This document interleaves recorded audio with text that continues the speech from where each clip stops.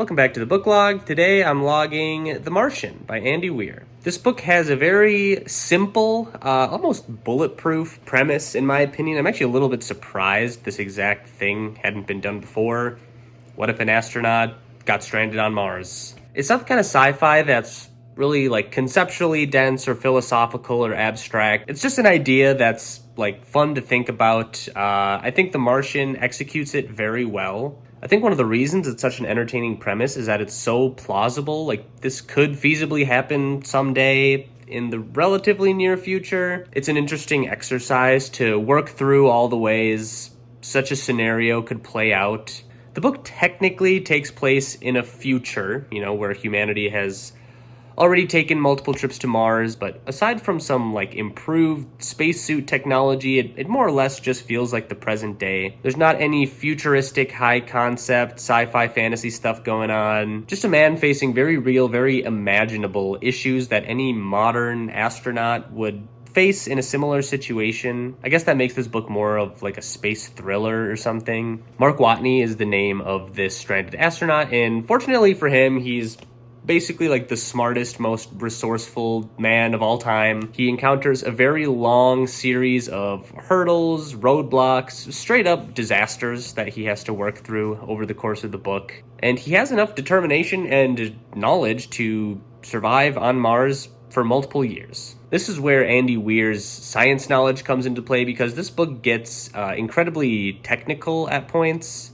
Mark Watney figuring out how to use abandoned fuel to create water, him figuring out how to mix Martian soil with Earth soil and fertilize it in order to grow crops inside the hab, the way he's able to jury-rig oxygenators and atmospheric regulators and enhance the capabilities of the rovers. It's just clear that there's a very real level of scientific foreknowledge that went into writing this book, and I appreciated it for that. The technical considerations of living on Mars for an extended period of time were explored in a lot of depth, and I didn't fully understand the things Mark Watney was doing all the time, but I understood enough to know that if this were a real life situation, these are all the things that it would probably take to survive on a day-to-day basis. Honestly, the only reason you ever really have to suspend your disbelief throughout the book is just the sheer number of calamities Mark Watney is able to overcome. Like I mentioned earlier, he pretty much immediately figures out how to create a sustainable quantity of air, water, food, which is a Herculean task in itself. But things constantly find a way to go wrong on top of that, and he is forced to problem solve his way through one life-threatening issue after another. At one point, the hab collapses while he's in the airlock, and all of his crops die. At another point, he short-circuits the Pathfinder rover he dug up, and he loses all communication with Earth. Another time, he doesn't account for a major dust storm to reduce the effectivity of his solar panels when he's trying to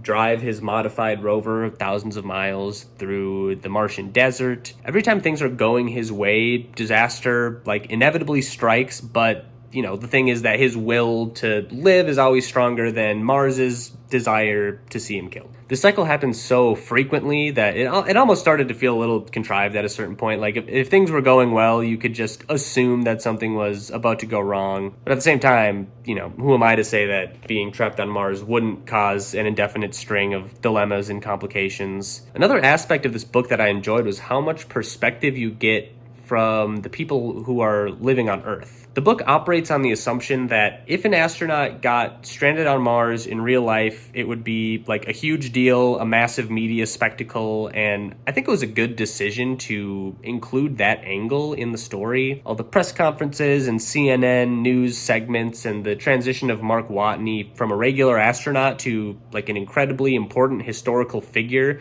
gave the whole situation a feeling of real gravity, if you will. And of course, Andy Weir took every opportunity to juxtapose that severity with Mark Watney making some dumb poop joke back on Mars. While I'm on the topic, I think Mark Watney is an interesting protagonist for this story from a personality angle. On one hand, he's very intelligent, very resourceful, he's diligent and determined to survive, but on the other hand, he's a giant nerd with a sort of cloyingly Reddit sense of humor, if that makes sense. There were times where he got on my nerves a little bit, or where he'd make me roll my eyes, but he also felt like a real human person with a lot of depth, apart from the fact that a lot of his dumb humor is probably just a coping mechanism for this horrible situation he's in. He also just kind of came off as a guy with a lot of heart and who, if nothing else, at least convinces you over and over again that he deserves to survive. This is kind of a deep cut comparison, but a lot of this book reminded me of The Fountains of Paradise by Arthur C. Clarke, which I also just so happened to read earlier this year. Like Arthur C. Clarke, Andy Weir clearly has a deep fascination with the science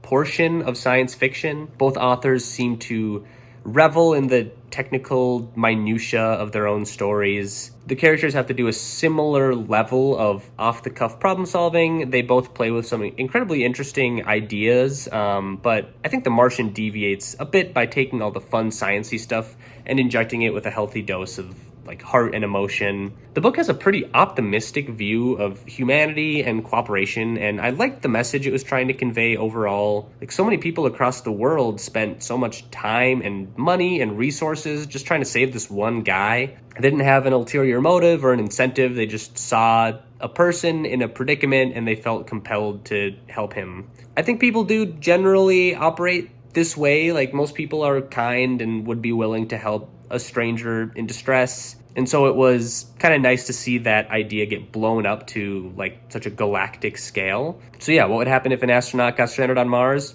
I guess everybody would try and get him. Like, that's a nice thought. And, you know, you get a bunch of fun Martian sci-fi stuff along the way. I thought this was a good book. I'd give it like a solid, strong 7.